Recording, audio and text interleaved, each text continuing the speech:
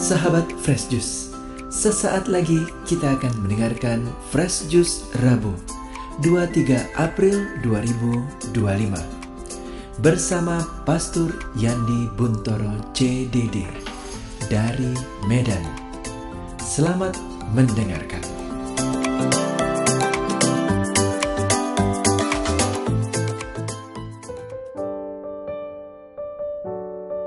Halo teman-teman, pendengar dan pewarta Daily Fresh Juice yang saya kasihi.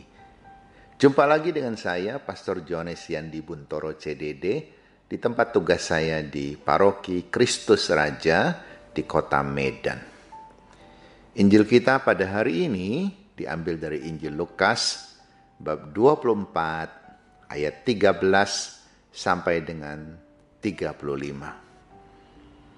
Pada hari Sabat sesudah Yesus dimakamkan, dua orang dari murid-murid Yesus pergi ke sebuah kampung bernama Emmaus yang terletak kira-kira 7 mil jauhnya dari Yerusalem. Dan mereka bercakap-cakap tentang segala sesuatu yang telah terjadi. Ketika mereka sedang bercakap-cakap dan bertukar pikiran, datanglah Yesus sendiri mendekati mereka, lalu berjalan bersama-sama dengan mereka. Tetapi ada sesuatu yang menghalangi mata mereka, sehingga mereka tidak dapat mengenal Dia. Yesus berkata kepada mereka, "Apakah yang kamu percakapkan sementara kamu berjalan?"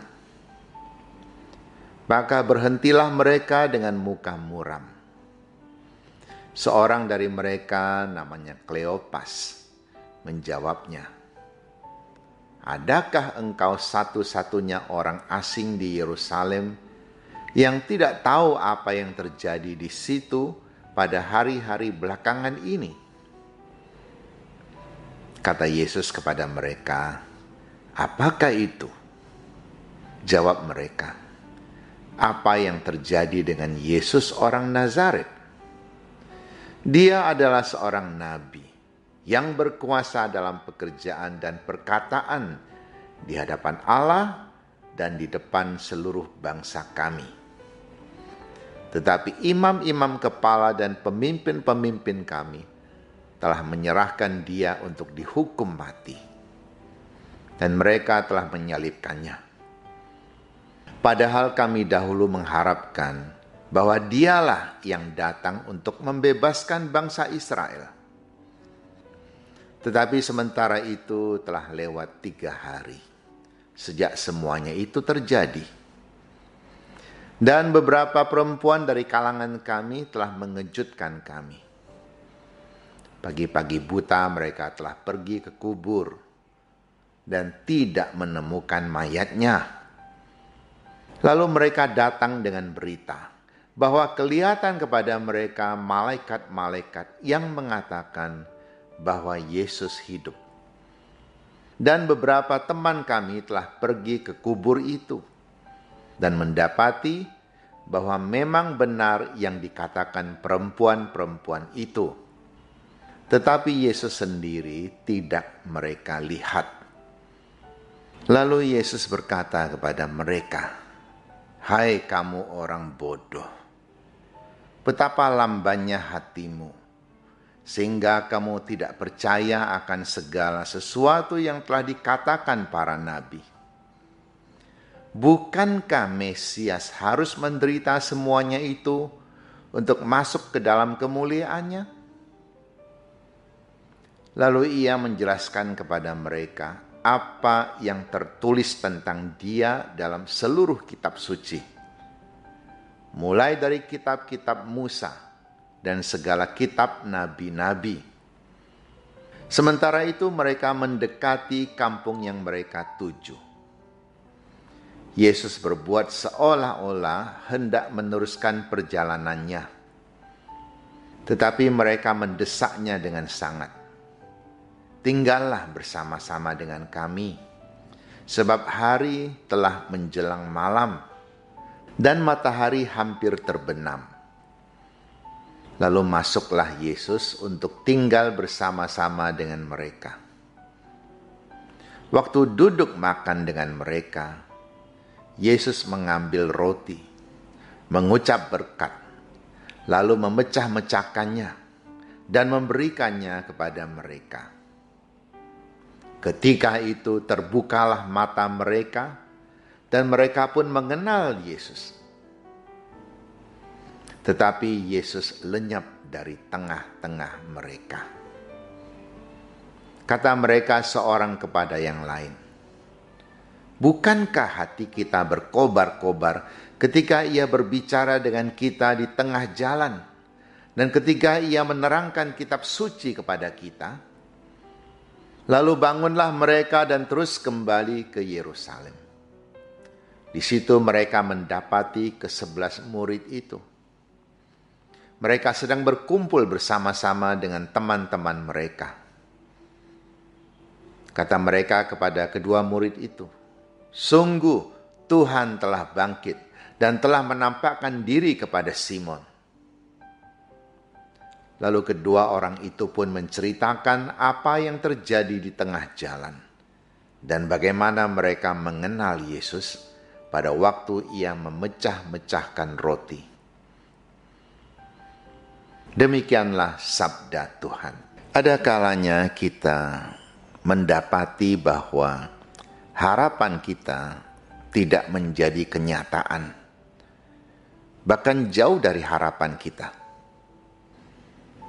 Mungkin kita kecewa, mungkin putus asa, dan mungkin pula kita memutuskan untuk meninggalkan harapan kita itu hanya karena kita belum melihat kenyataan atau perwujudannya. Mungkin kita memalingkan muka. Mungkin kita meninggalkan harapan kita, bahkan mungkin lari dari kenyataan. Inilah yang dialami oleh dua murid dari Emmaus. Mereka pulang kampung.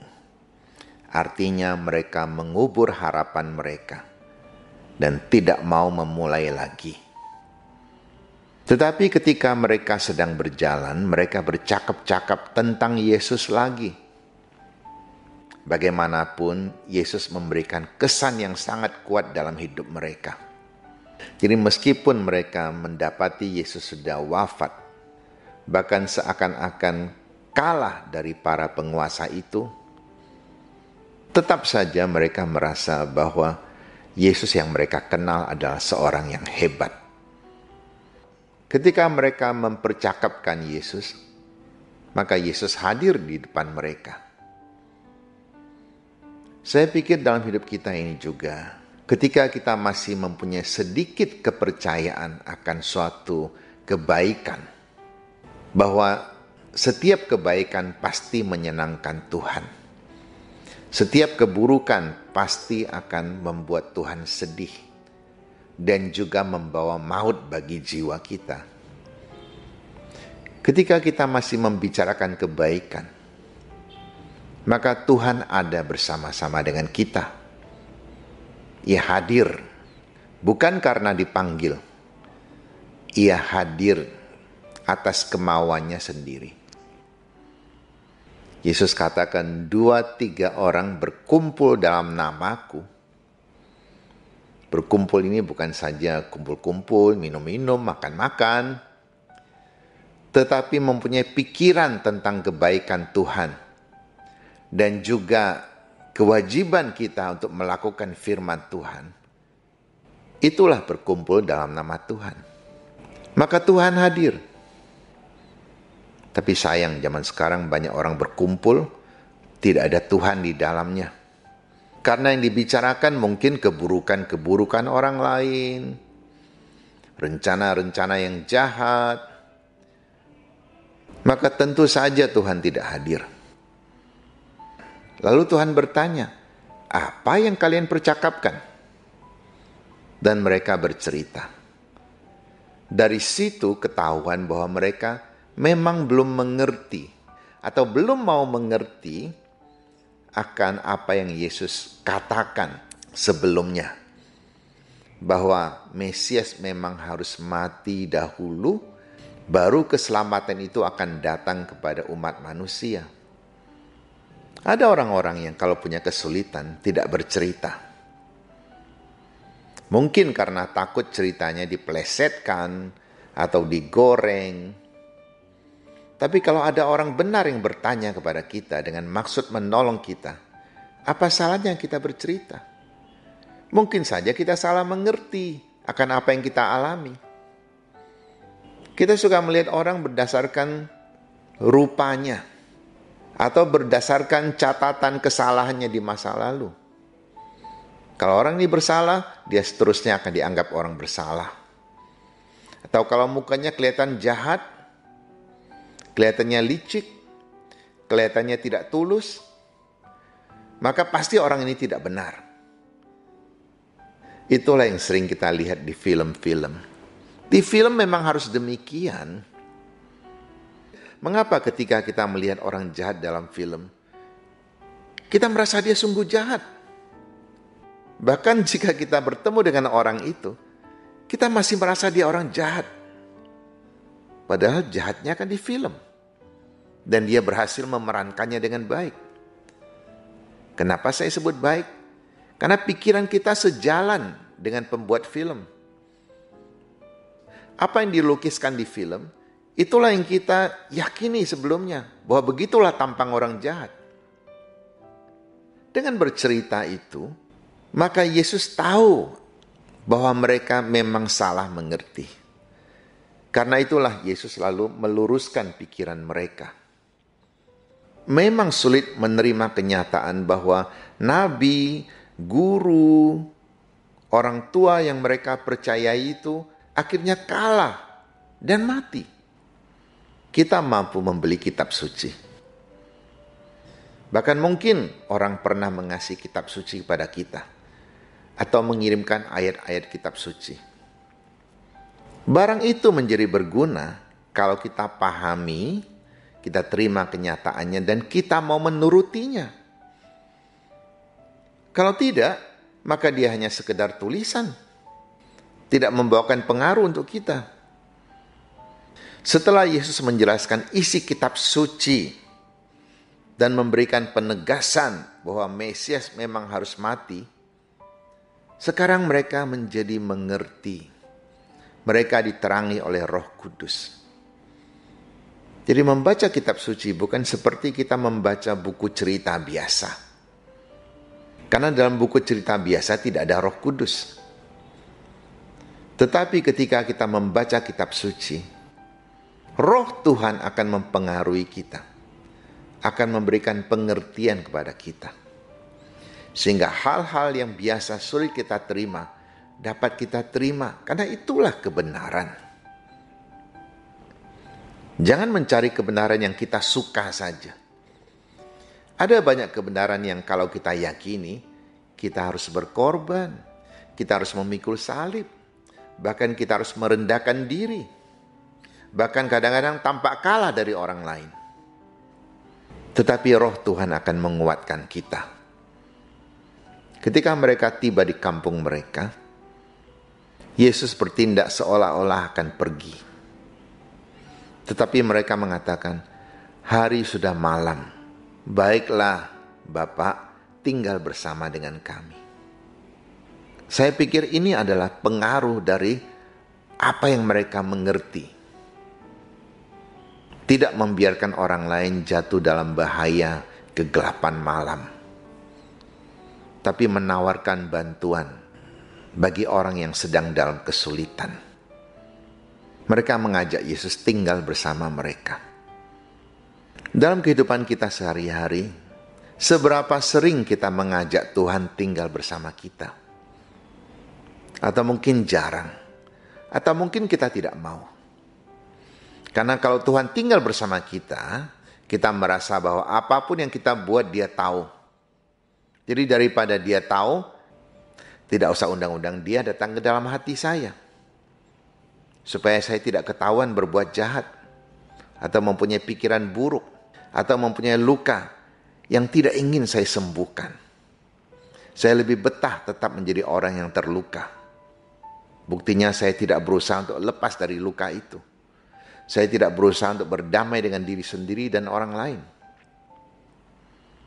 Dua murid ini mengajak Yesus tinggal bersama mereka. Dan setahap lebih maju lagi, ketika Yesus tinggal bersama mereka, Yesus mengadakan ekaristi, memberikan makanan kepada mereka, makanan jiwa. Disitulah mata mereka terbuka. Jadi bukan tiba-tiba mengenal Tuhan. Pertama dari mendengarkan firman Tuhan. Kemudian masuk perjamuan. Di situ mereka baru benar-benar mengenal. Banyak orang ke Misa Kudus hanya mau dengar khotbah. Kalau khotbah tidak menarik, dia tidak dengar. Atau mungkin tidak sudi hadir di gereja. Sehingga terlambat ke gereja pun tidak menjadi masalah bagi mereka. Asal dengar khotbah. Misa Kudus tidak seperti itu. Harus didahului dulu dengan tobat. Membuka diri kita untuk menerima rahmat Tuhan. Lalu mendengarkan firman Tuhan secara lengkap. Baru mendengarkan penjelasannya. Di situ roh semakin bekerja, menguatkan kita. Baru masuk ke ekaristi. Jadi tanpa melewati tahap bertobat, mendengarkan firman Tuhan, jangan terima komuni. Karena itu akan menjadi sekedar makanan saja. Semacam kewajiban, kalau saya ke misa harus terima komuni. Coba telaah diri kita. Sudah ngerti firman Tuhan belum? Sudah bertobat belum? Sudah pantas belum untuk menerima tubuh Tuhan sendiri? Dan tidak cukup itu. Pada akhir misa kita diutus. Diutus untuk apa? Untuk membawakan cinta Tuhan kepada banyak orang. Dan itulah cara kita menunjukkan bahwa kita mencintai Tuhan.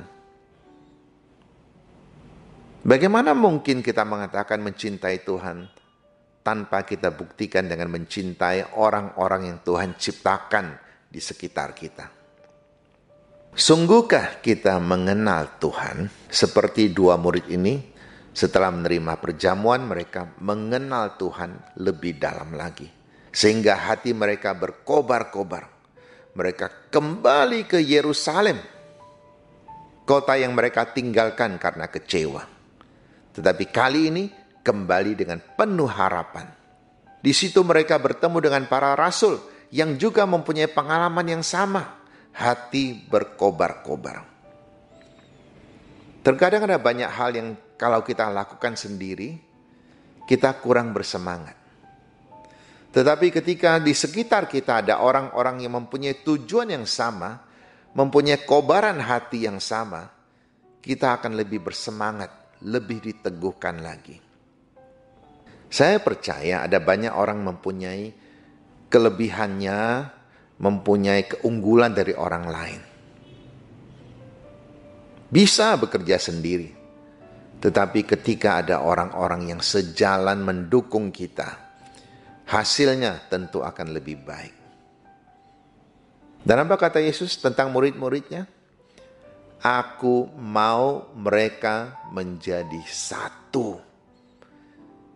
Bersama-sama melakukan firman Tuhan.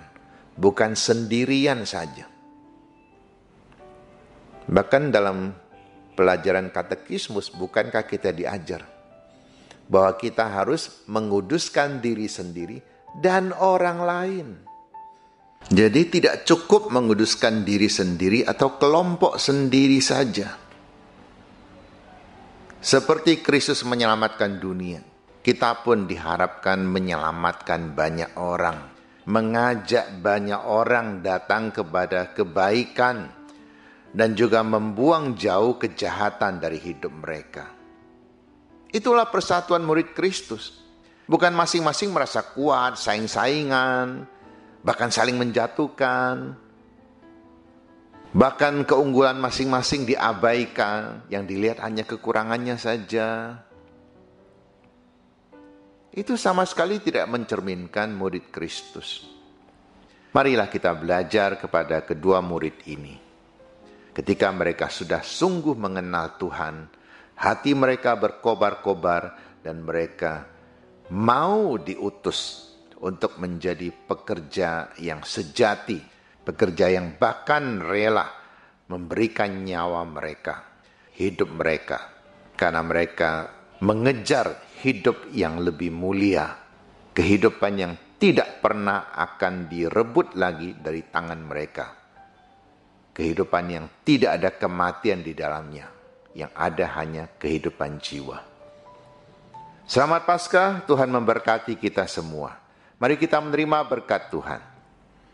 Tuhan bersamamu, semoga Allah yang Maha Kuasa memberkati kita dan keluarga kita, Bapa dan Putera dan Roh Kudus. Amin. Sahabat Fresh Juice, kita baru saja mendengarkan Fresh Juice Rabu 23 April 2025. Terima kasih kepada Pastor Yandi untuk renungannya pada hari ini. Sampai berjumpa kembali dalam Fresh Juice edisi selanjutnya. Tetap semangat, jaga kesehatan, dan salam Fresh Juice.